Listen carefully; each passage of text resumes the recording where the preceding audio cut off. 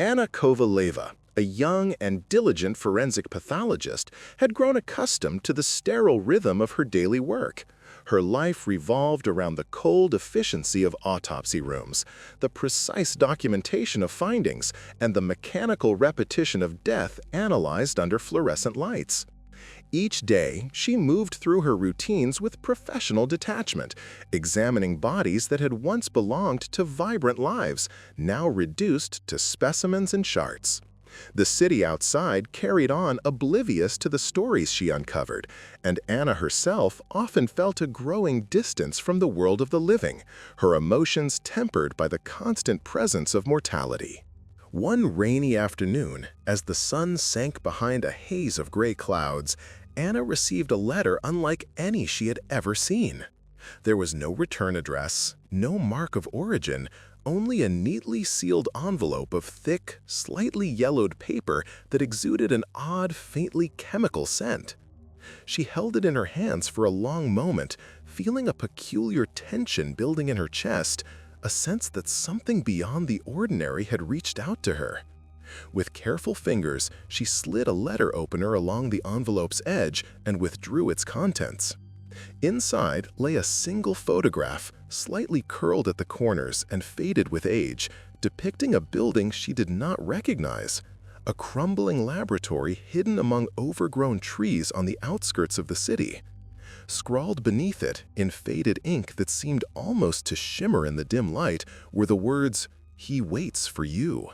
Anna stared at the image, a chill running down her spine despite the warmth of her office. The building in the photograph was unmistakably old, its windows darkened and cracked, the facade cracked and discolored by decades of neglect. Yet something in the photograph seemed impossibly immediate, as if the place existed not just in the past, but in the present, silently calling her toward it. The words below struck a dissonant chord. They were not merely an invitation, they were a summons, an insistence that she could not ignore. Her mind raced, oscillating between rational explanations and a growing, inexplicable sense of foreboding. That evening, after finishing the last autopsy report for the day, Anna returned to her own laboratory.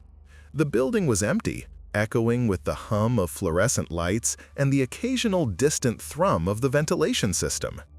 As she organized slides and recorded notes, she became aware of an unusual movement along the walls, shadows that shifted at the periphery of her vision. She paused, squinting, and the shadows seemed to hesitate before retreating as though they were aware of her scrutiny. Her pulse quickened. There was no one else in the lab, the doors were locked, and yet the atmosphere carried a weight that pressed upon her senses. A faint, almost imperceptible whisper brushed against her consciousness. It was not a voice she could identify, more like the residue of sound, a suggestion of speech, a rhythm of syllables that refused to form words. She froze, her hands hovering over her notes, listening. The whispers came again, more insistent this time, weaving in and out of the quiet hum of the laboratory. They were subtle, elusive, yet undeniable, creating a tension that tightened her chest and sent shivers down her spine. It was as though someone, or something, was attempting to communicate, to impart a secret that had been carefully concealed for decades. Anna moved cautiously through her lab, scanning the surfaces, examining every piece of equipment as if searching for a hidden presence. Nothing seemed out of place. The metal tables were polished and clean, instruments stored precisely in their designated drawers, microscopes and centrifuges arranged as always. Yet the sense of being watched persisted, the whispers rising and falling like a tide, stirring the hairs on the back of her neck. Her rational mind sought explanations, fatigue, overwork, perhaps a trick of the acoustics, but her intuition rejected these excuses. There was a purposeful quality to the phenomena, a deliberate signal that demanded recognition. The photograph from the letter lay on her desk, its edges curling upward slightly. She picked it up again, tracing the cracked bricks and shadowed windows with her eyes, imagining the interior, the long-abandoned corridors, the forgotten instruments, the remnants of experiments that had ceased only in rumor. The sense of history pressing down on her was tangible, almost suffocating, as if the building itself contained memories of lives and events that refused to fade. Anna's curiosity, long restrained by years of methodical work, flared into an urgent need to uncover the truth. She knew, with a certainty that was both thrilling and terrifying, that she would go to the laboratory. Something in her, some instinct, honed by years of uncovering the hidden layers of human life and death, told her that the photograph and the message were not mere coincidences, but a doorway into a world she had never imagined. Hours passed, and the night deepened. Anna sat alone in the pale glow of her desk lamp, the city beyond her window silent under a cloak of mist. The shadows lengthened and danced in the corners of the laboratory, responding to her presence as if alive.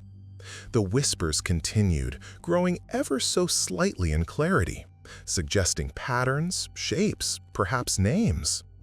Each breath she took seemed heavier, each movement deliberate and measured, aware that she had crossed into a space where the familiar boundaries of science and reality blurred. The photograph remained before her, a talisman and a challenge, its simple message echoing in her mind. He waits for you. By the early hours of the morning, Anna's resolve had solidified. She understood that her life, defined until now by clinical detachment and meticulous documentation, was about to intersect with something far beyond her prior comprehension.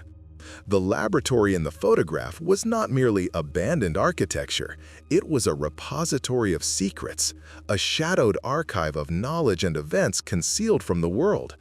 The anticipation that coursed through her veins was a mixture of fear and exhilaration, the first true stirrings of a journey that would force her to confront the boundaries between life and death, science and myth, reason and the inexplicable.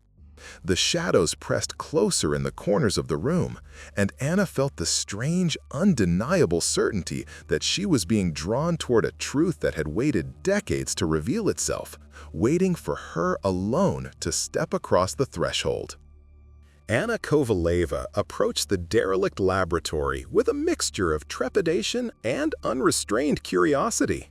The building, hidden among dense undergrowth and twisted, bare-branched trees, seemed to hunch over itself as if burdened by decades of secrets.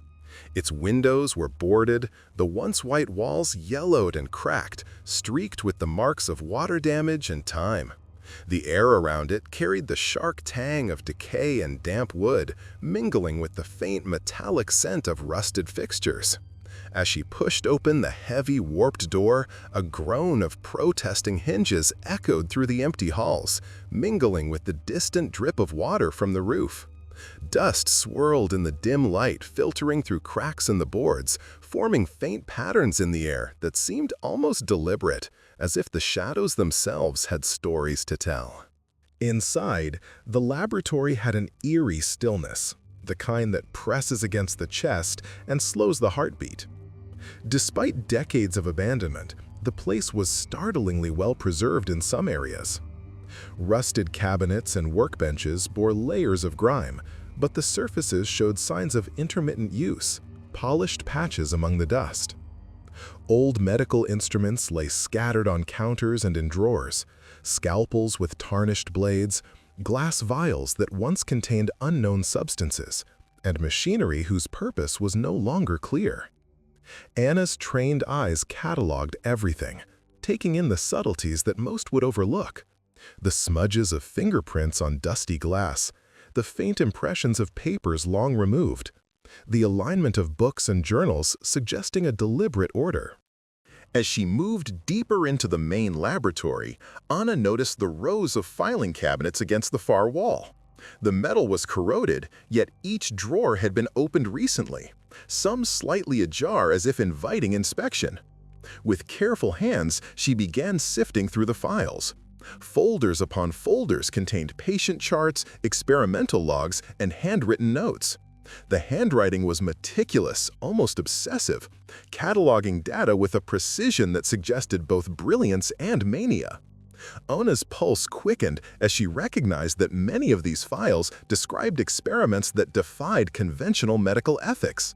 Subjects were listed without formal names, instead assigned coded identifiers. And yet, the notes included detailed physiological responses, behavioral anomalies, and unexpected complications. Some entries described procedures that no living patient should have survived, while others hinted at phenomena that bordered on the impossible, blending clinical observation with accounts that felt almost supernatural. Her eyes caught a bound ledger, larger than the rest, its leather cover worn and cracked. She opened it, and the scent of old paper and ink filled her senses. The pages contained the personal diaries of the Institute's lead researcher, chronicling the day-to-day activities of the laboratory with an obsessive thoroughness. Anna read descriptions of patients who had been admitted under false pretenses, individuals whose deaths were often recorded as accidents or natural causes, while the journals revealed something far darker: prolonged experimentation, unusual drug trials, and procedures whose effects were poorly understood. Names were listed, some repeated over weeks and months, and Anna shivered as she recognized that several of them corresponded to recent deaths she had encountered in her own work, cases officially attributed to ordinary causes, but whose details had always seemed slightly off. Among the ledgers and journals were photographs, black and white and sepia-toned, depicting the laboratory in its prime. Researchers in white coats, patients strapped to tables, and equipment that resembled a blend of medical innovation and arcane machinery. In one corner, she discovered a collection of slides, some labeled with dates and coded annotations, others entirely cryptic. Through her magnifying lens, Anna observed tissues that had undergone procedures she could scarcely identify, biological samples that exhibited patterns inconsistent with normal human anatomy. Each discovery deepened her unease. The laboratory was not merely abandoned, it had been a repository of experiments designed to probe the boundaries of life and mortality itself. Anna found herself drawn to a small, locked cabinet in the far corner, its surface scarred and dented. With effort, she forced it open, revealing a trove of personal notes and experimental records. Among these were lists of names, carefully organized, many annotated with dates of death, observed symptoms, and experimental outcomes. Her breath caught as she compared the names with recent obituaries and her own case files. A striking number corresponded to individuals who had died under peculiar or unexplained circumstances, leaving families bewildered and official records inconclusive. The realization pressed on her chest like a weight. These experiments had consequences that reached into the present, touching lives she had once believed unrelated to the Institute's long-buried secrets. The deeper Anna delved, the more the laboratory seemed to respond. Shadows lengthened in unnatural ways along the walls, and the air carried a faint, almost imperceptible hum, like a memory of machinery long silenced. She paused often, listening, her senses alert to the slightest movement or sound. Occasionally, the whispers returned, subtle and elusive, weaving through the stale air as though the building itself sought to communicate, to impart knowledge it had been holding for decades. Each note she read, each name she recorded, added to a mounting sense of responsibility and dread. She felt both a historian of horrors and an unwitting participant in a narrative that had begun long before her birth. Hours passed unnoticed. Anna's lamp cast a narrow pool of light, illuminating the scattered documents, instruments, and photographs, creating long, quivering shadows that made the walls seem alive. She cataloged every detail, taking careful notes, photographing evidence, and assembling what she could into a coherent chronology. The more she uncovered, the more the pattern of the Institute's activities revealed itself. A meticulous exploration of life and death, a blending of scientific rigor and moral transgression, and a hidden pursuit of knowledge whose cost had been measured in human lives. Each page she turned carried the weight of decades. Each file she examined a testament to ambition unrestrained by conscience. By the time Anna prepared to leave, exhaustion had seeped into her bones, but her mind remained alert, buzzing with both revelation and dread. The laboratory, silent and oppressive once more, seemed to exhale around her, as if acknowledging her understanding of its secrets. She stepped out into the chill night air, the photograph from the mysterious letter still clutched in her hands. The wind rustled the overgrown foliage, carrying with it a sense of foreboding. Anna realized that the world outside had not changed, yet she had crossed a threshold into knowledge that would shape everything she thought she knew about life, death, and the shadows in between. Anna Kovaleva had returned to the abandoned laboratory under the cover of night, driven by a restless curiosity that had grown impossible to ignore. The building, cloaked in shadows and silence, seemed almost alive, its walls absorbing and reflecting the faint glow of her flashlight as she moved through the corridors. Every step stirred decades of dust, sending motes into the air that hung like tiny specters in the dim illumination. The smell of old paper, rust, and a faint metallic tang of chemicals long evaporated lingered in the air, mingling with the subtle scent of damp wood. She set up her recording equipment on a battered workbench in the main laboratory, its surface still littered with instruments and journals, and prepared to document everything she observed and felt. As the clock approached 2 in the morning, Anna switched on the recorder and began speaking in a quiet, steady voice, narrating her observations, the patterns she had noticed in the old logs, the names she had cross-referenced, and the inconsistencies that had puzzled her for days. The laboratory was unusually still, the kind of silence that presses against the eardrums and makes every small sound seem amplified. Then, almost imperceptibly at first, the fluorescent lamps above flickered, bathing the room in an uneven, stuttering light. The mechanical hum of old fans stirred and increased in volume, sending a subtle vibration through the floorboards. Anna froze, her pulse quickening as she felt a presence in the room that was not entirely her own. The recorder, which had been silent except for her voice, suddenly picked up a sound. It was faint at first, almost like the scraping of a chair against a floor. Then a soft murmur that grew into discernible whispers. The voices were layered, a chorus of tones both familiar and alien. Some spoke in calm, clinical registers, as if reading from reports. Others were softer, anxious, almost pleading. Anna recognized patterns of speech that matched the documents she had studied. The experimental protocols, the patient notes, the personal diaries of the Institute's lead researchers. The conversations discussed procedures that had long defied conventional medicine, blending surgical methods with alchemical rituals and mystical practices. The objective being not merely treatment, but the prolongation of life, the manipulation of mortality itself. Her heart pounded as she listened.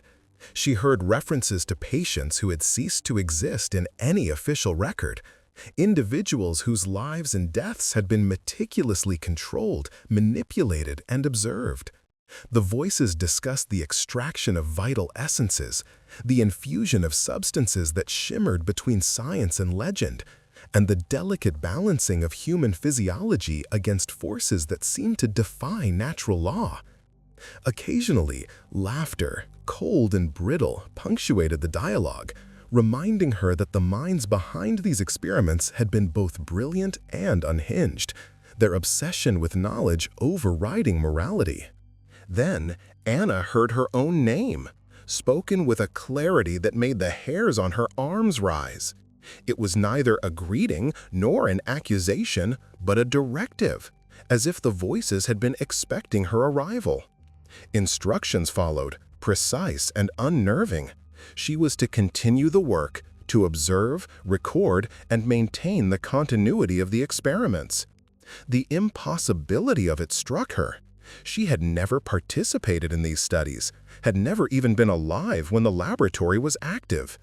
But the urgency in the tone suggested an invisible lineage, a transference of responsibility across decades, a demand that she step into a role she neither sought nor understood. The air in the laboratory grew heavier, almost viscous, pressing against her lungs as if the building itself was breathing around her.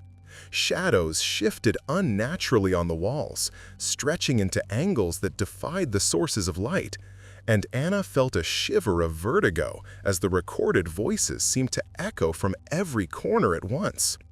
She noticed that the old machines on the counters, heating coils, centrifuges, and pressure devices long disconnected from power, had begun to twitch, their dials swinging and switches flickering. Papers rustled across benches, as though stirred by a breeze no human presence had created. The sound of footsteps, careful and deliberate, echoed faintly across the cracked floor, yet she could see no one. Anna's recorder captured every nuance, the overlapping tones of human voices, the mechanical vibrations, the subtle acoustic shifts that suggested presence without form. Some voices speculated on the nature of life beyond death, theorizing how the essence of consciousness could be preserved, extracted, and reintroduced.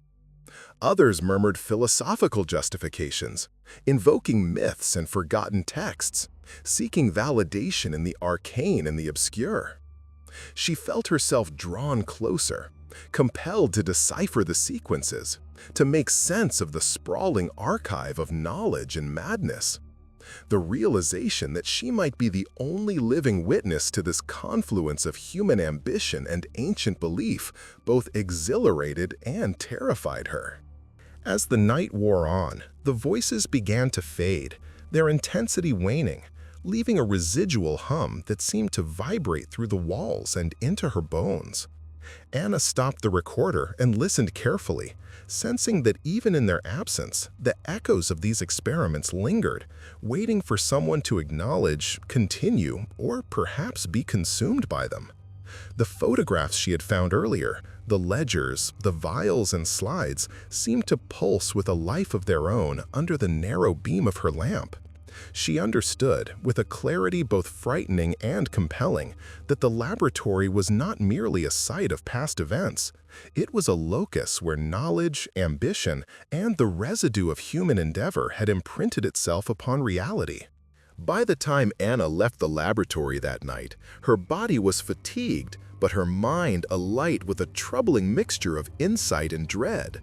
She realized that the boundaries between past and present had blurred. She had heard voices long silent, witnessed phenomena that defied reason, and encountered an invisible directive that suggested her path was now entwined with that of the Forgotten Institute. The night air outside felt cold and indifferent, but Anna knew that she carried with her the weight of experiments that echoed beyond their temporal limits, demanding observation, interpretation, and perhaps participation in a story that spanned generations. Anna Kovaleva spent the following days submerged in the labyrinth of old documents, photographs, and journals she had collected from the abandoned laboratory. Each item seemed to vibrate with latent energy, as if it held not only information, but the weight of years of hidden human endeavor. She spread the papers across the large oak table in her apartment, her workspace illuminated by a single narrow lamp whose halo of light barely pierced the surrounding shadows. The room smelled of aged paper, ink, and antiseptic, a combination that unnervingly reminded her of the laboratory itself. Her hands trembled slightly as she sorted through the materials, cataloging dates, names, and anomalous medical events, matching them against the public medical archives she had access to. What emerged from the meticulous cross-referencing was nothing short of disturbing.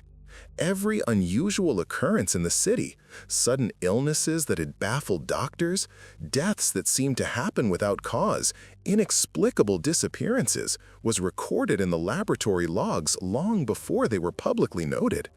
The timelines aligned in a manner that defied coincidence, creating a chilling impression that someone or something had foreknowledge of events that were supposed to unfold in the natural course of life. Anna found herself tracing these patterns through decades, noting the increasing complexity of the experiments as the years progressed, blending surgical practice with unorthodox methods derived from alchemical texts and mythological references. Each discovery pulled her deeper into a vortex of dread and fascination. Her own name appeared repeatedly within these records. Initially, she thought it might be a clerical error, a coincidence, or even a trick of her exhausted mind. But the evidence was undeniable. Notes indicated her presence in experiments she had never attended. Her observations recorded in diagrams that depicted procedures she had only just begun to learn in her formal medical training. It was as though the laboratory had been anticipating her arrival, weaving her existence into its long-concealed narrative. A sense of inevitability gnawed at her. The lines between destiny and free will blurred, leaving her unsure whether she had stumbled upon these events by choice or had been guided toward them by forces she could not comprehend. As she pored over the manuscripts, Anna became acutely aware of the uncanny way her surroundings seemed to respond to her discoveries. Mirrors reflected distorted images of her figure, sometimes catching glimpses of silhouettes that vanished when she looked directly at them. Medical instruments scattered across her workspace appeared subtly altered when she returned from brief breaks. Their positions shifted in ways that mirrored the diagrams and setups she had been studying. It was as if the past had imprinted itself upon her present environment, blending her apartment with the spectral architecture of the abandoned laboratory. The sensation of overlapping timelines grew stronger, making it difficult to distinguish reality from memory, observation from hallucination. One night, she sat for hours under the dim lamp, surrounded by journals that had yellowed with age and photographs of patients whose faces were eerily familiar despite having never met them. She began to notice recurring motifs in the images, shadows cast at unnatural angles, medical equipment that seemed almost ritualistic, and expressions on the faces of long-deceased patients that suggested awareness of something beyond their comprehension. These patterns, she realized, were not random. They were coded instructions, a guide left for someone to follow, understand, and potentially continue the work. Her pulse quickened with the simultaneous thrill and terror of knowing that she was deciphering a legacy that spanned decades, a continuum of secret knowledge that refused to remain buried. The more she uncovered, the more she felt herself slipping into the labyrinth that the laboratory had created. Time no longer felt linear. She would find notes that referenced experiments in which she had participated, juxtaposed with events that had yet to occur, or that had occurred in her own past but with variations she could not reconcile. It became clear that the laboratory's archives were not simply a record of what had been done. They were a map of what was destined to unfold, with her existence as a central axis. Every step she took seemed both self-directed and preordained, a duality that unsettled her deeply. Reflections in the mirrors became portals to her own uncertainty. At times, she saw herself performing procedures she had never learned, handling vials and instruments that did not exist in her current reality. The boundary between observer and participant blurred, and she realized with a shiver that the laboratory's influence extended beyond its walls. It had embedded itself within her consciousness, intertwining memory with anticipation, past actions with future consequences. The sensation was disorienting. She questioned whether she was analyzing the archives or being analyzed by them. Every detail, every pattern in the journals and photographs seemed to push her toward an inevitable convergence, a role she could neither reject nor fully embrace. By the end of that night, Anna understood that the labyrinth of memory was not merely an intellectual puzzle. It was a living, breathing entity of knowledge, a network of hidden intentions and suppressed discoveries. The city's medical anomalies, the patients who had vanished, the experiments that had defied the boundaries of conventional science, and her own inexplicable presence within the records all coalesced into a single, terrifying truth. The past, present, and future were not separate. They were a continuum in which her life had become irrevocably entangled.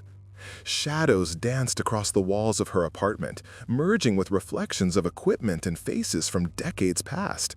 In that moment, Anna felt the weight of destiny pressing upon her, a quiet but relentless force reminding her that she had stepped into a maze from which there might be no escape, and that every choice, every observation, every breath she took was now a thread woven into the intricate, dark tapestry of the laboratory's secrets.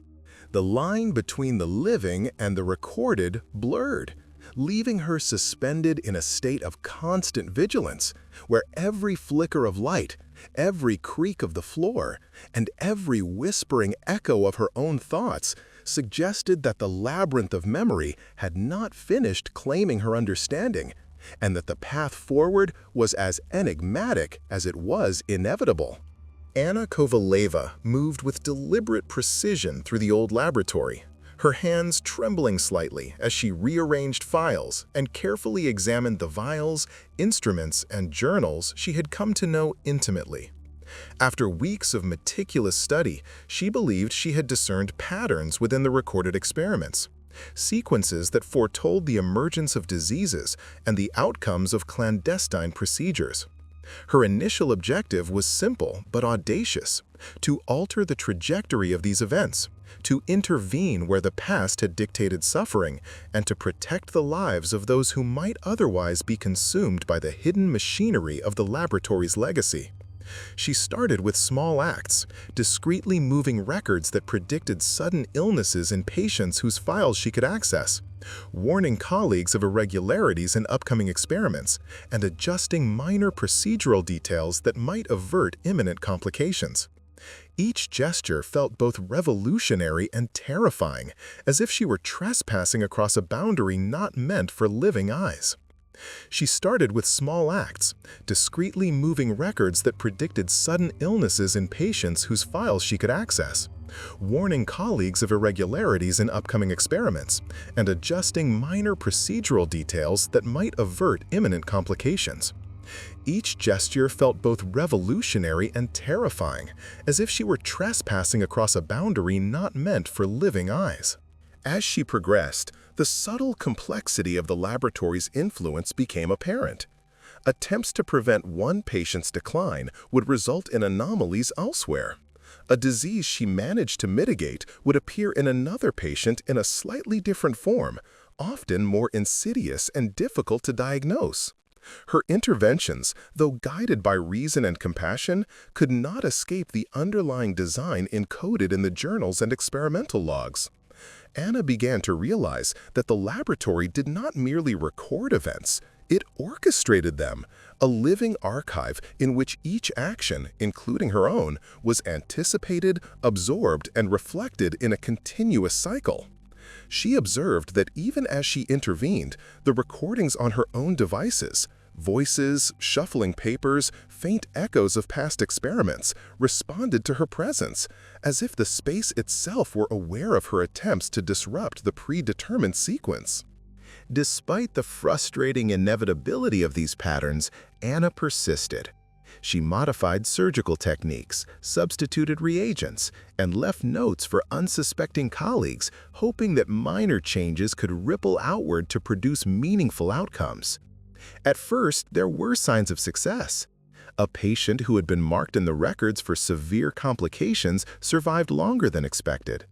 A sequence of infections that should have claimed multiple lives was contained through timely intervention.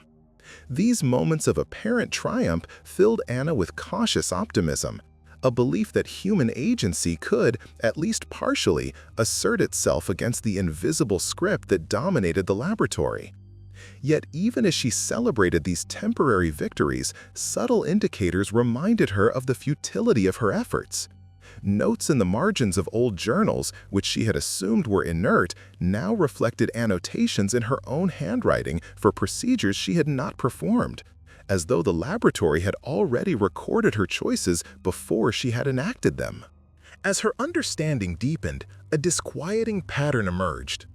Every attempt to alter an event was mirrored elsewhere, often in ways that rendered the original intervention almost irrelevant. A disease she prevented in one patient manifested in another, and a complication she circumvented in an experiment resurfaced in a different form, sometimes more severe. The laboratory, it seemed, was not merely a repository of past actions, but a self-correcting system, integrating and perpetuating each intervention into its inexorable cycle.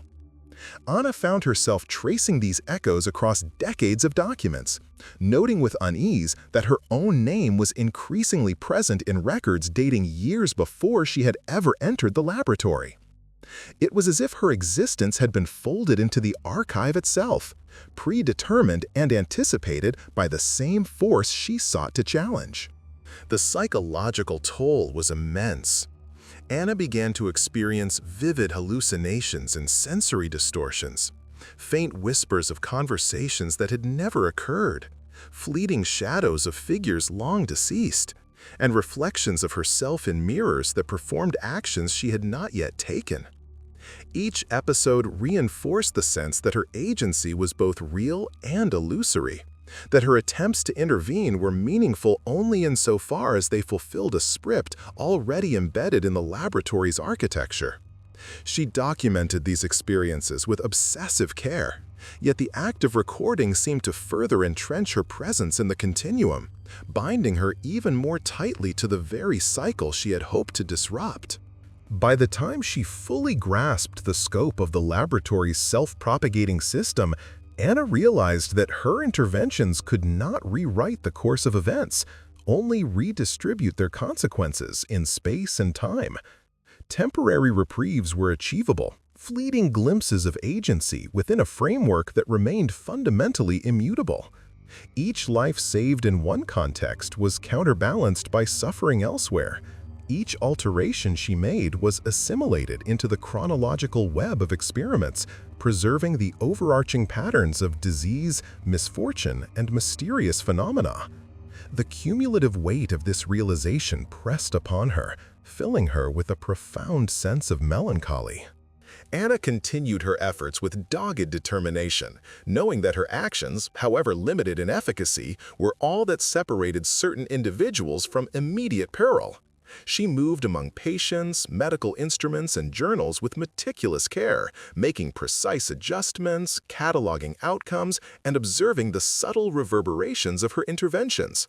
And yet, she could not escape the overarching truth. The laboratory's design was absolute, an unyielding system in which her presence, choices, and intentions were absorbed into the sequence, recorded and replayed. Each moment of hope was transient, each success temporary, and every attempt to alter destiny ultimately reaffirmed the immutable pattern. In the quiet hours, when the city outside her apartment was still and shadows crept along the walls, Anna felt the full weight of the cycle pressing against her. The whispers of past experiments, the echo of lives touched and lost, and the insistent presence of her own name in documents long predating her involvement created an oppressive reality in which intervention and futility coexisted. She understood, with a clarity both terrifying and sorrowful, that her actions could not break the cycle, only momentarily delay its consequences. The labyrinth of the laboratory extended beyond walls, records, and instruments. It had claimed her very sense of agency, leaving her to navigate a fragile balance between fleeting victories and the inexorable continuity of a design far greater than herself. Even as Anna closed journals, set aside instruments, and returned to the dim silence of her apartment, the laboratory remained alive in her mind. The echo of her interventions reverberated through the records and through time itself, a faint but persistent reminder that while she could touch the lives of others, she could not escape the invisible architecture that had always anticipated her.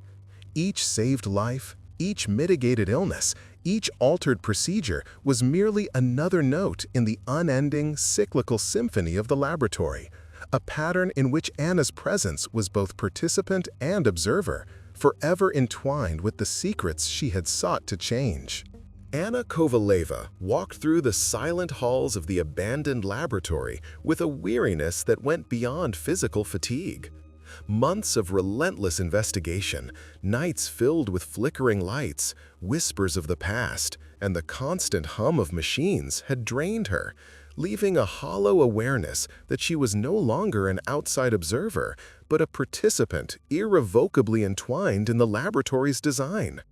Each visit, each interaction with the preserved journals, instruments, and vials had reinforced a growing certainty.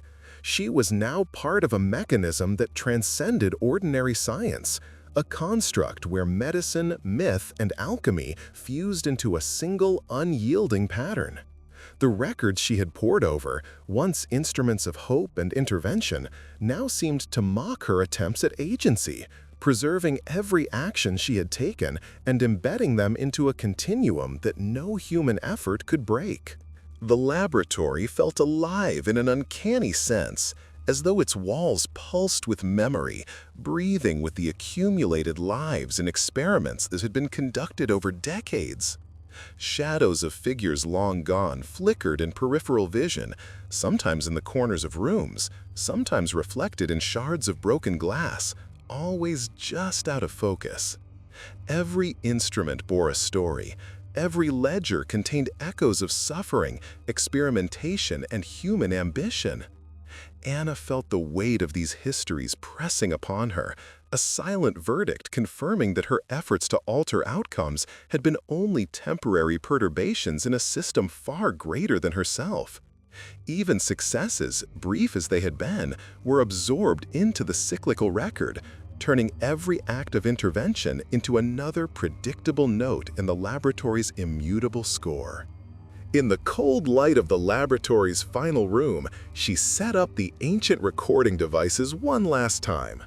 The hum of electricity, the distant clatter of instruments, and the faint scent of antiseptic created a sensory landscape that was at once familiar and alien.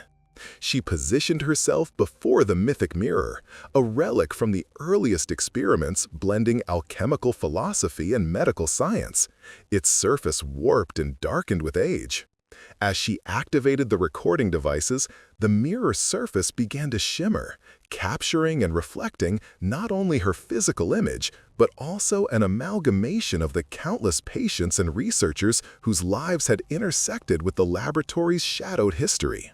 Shadows coalesced, forming ephemeral figures whose faces were both real and imagined, their eyes conveying a silent understanding that transcended time. Anna watched as her own reflection began to dissolve, her contours merging with these spectral presences, leaving only traces of her form hovering at the edge of perception.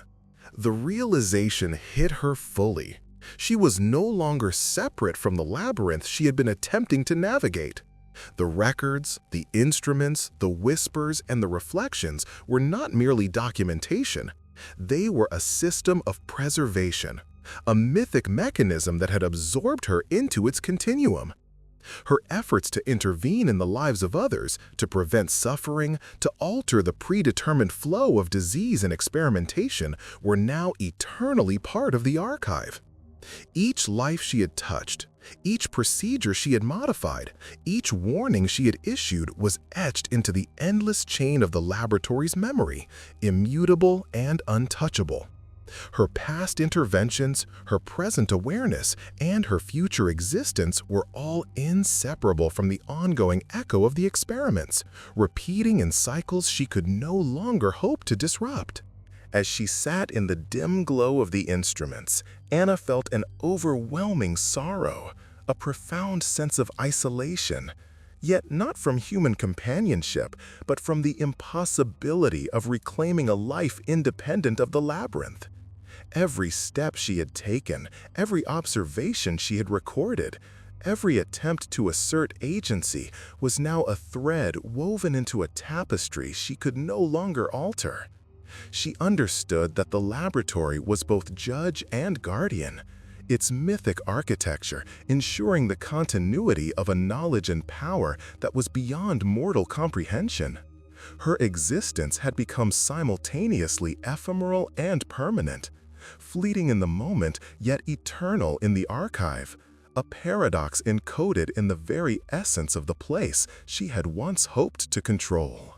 The hours passed in silence, punctuated only by the occasional flicker of monitors and the distant hum of dormant fans brought briefly to life by the instruments she had reactivated. Anna observed the mirror as the shadows shifted and coalesced, recognizing in them the countless lives that had been subjected to the laboratory's arcane procedures. Faces of patients who had vanished, researchers who had perished, and figures who had existed only in theoretical constructs appeared and disappeared, merging into one another with an eerie rhythm.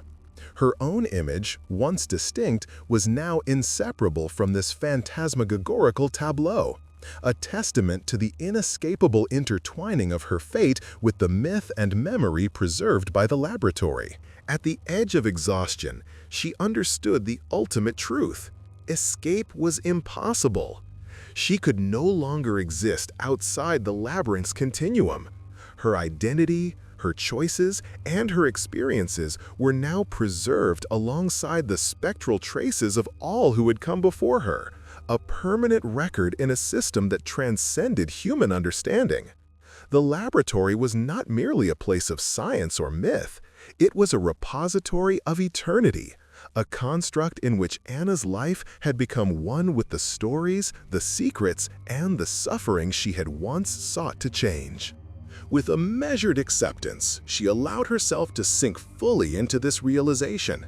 The last flicker of her individuality blurred as her reflection dissolved entirely into the amalgam of shadows, figures, and echoes, leaving only the dim resonance of her presence, a subtle note in the infinite archive. Anna Kovalova understood, with a sorrowful clarity, that her life had been claimed by the laboratory, her existence now inseparable from the mythic continuum she had both explored and inadvertently perpetuated. She became, in essence, a permanent observer, a silent guardian of knowledge and memory, her own identity forever folded into the labyrinth she could neither leave nor alter, a witness to mysteries and suffering preserved beyond the reach of mortal intervention.